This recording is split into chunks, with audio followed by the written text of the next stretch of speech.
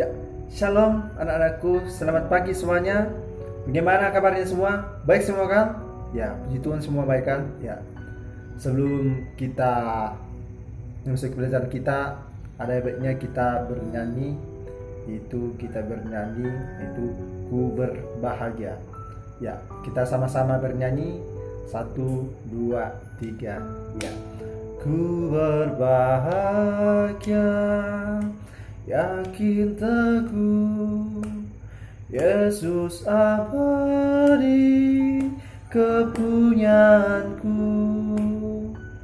Aku warisnya, ku ditebus, ciptaan baru, Roh Kudus.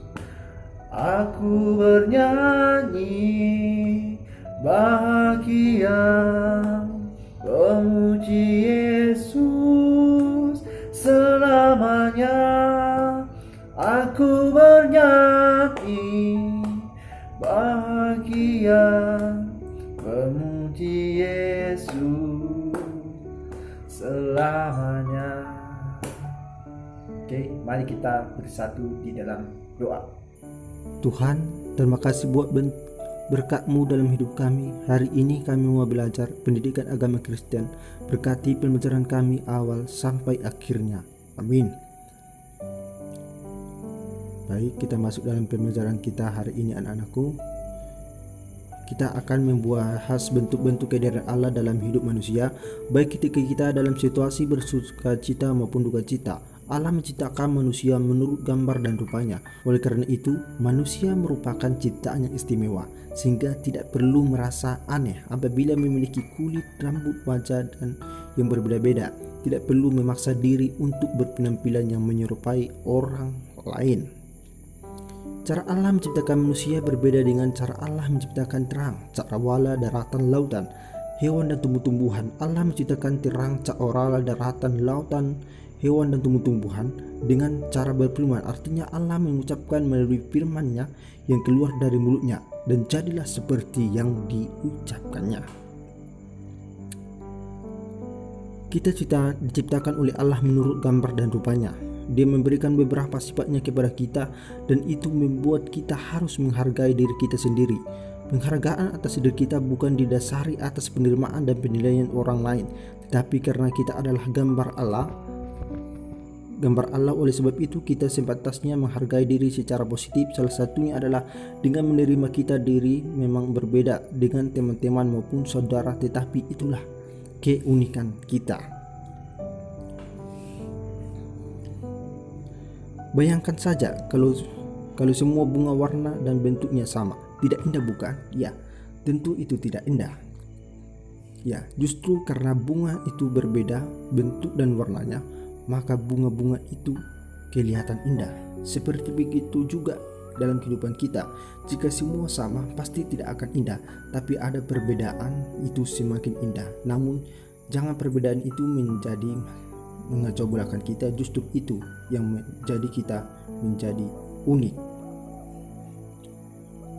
Dalam Matius 26 ayat 36 sampai 46, Yesus sedang mengalami kesedihan dan pemberitaan yang sangat berat karena menghadapi penderitaan fisik, dipisahkan dari Bapaknya dan kematian atas dosa-dosa kita. Rencana ilahi memang tidak ditetapkan, tetapi dalam kemanusiaannya ia harus berjuang. Yesus kuat untuk menghadapi ini semua karena ketaatannya kepada Allah Bapa. Ketika Yesus mengatakan, biarlah cawan ini lalu daripadaku, bukan berarti ia mau memberontak terhadap Bapaknya.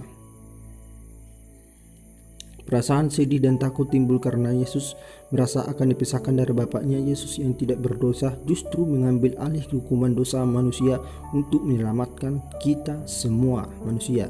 Kita juga pernah merasa sedih, tertakut, bahkan merasa seorang diri menghadapi berbagai macam masalah. Tetapi ingatlah bahwa Tuhan tidak pernah meninggalkan kita. Tuhan selalu bersama kita dan memberi kekuatan kepada kita untuk menghadapi itu. Semua perasaan sedih, senang, takut, gagal, atau sukses seringkali dihadapi oleh manusia. Namun kita seolah-olah mendapatkan kekuatan untuk menghadapi semuanya. Hal ini karena Allah memberikan kekuatan dan selalu bersama kita, sehingga kita dapat melalui semua itu. Ya, kita dapat melalui itu karena pertolongan Tuhan.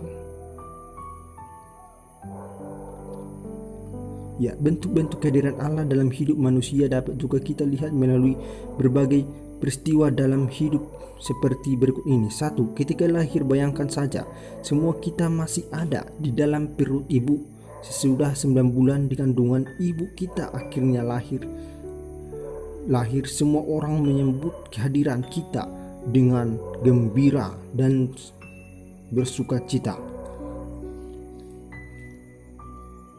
Ketika berulang tahun, setiap kali berulang tahun bertambah usia kita, inilah bukti bahwa Allah memelihara dan menambahkan 1 tahun usia kita.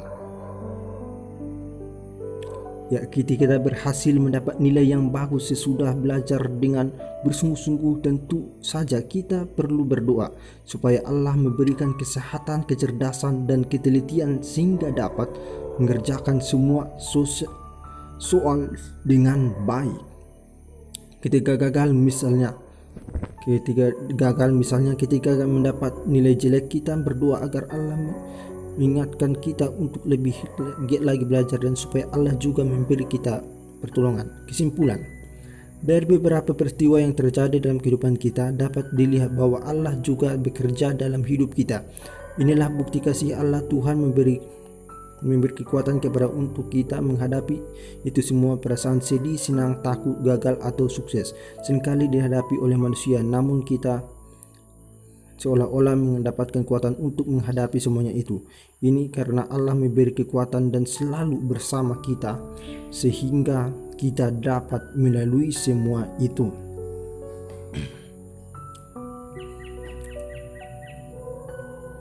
Ya, sekarang tugas kamu yaitu tulislah di dalam buku tulismu jawaban soal-soal di bawah ini ya.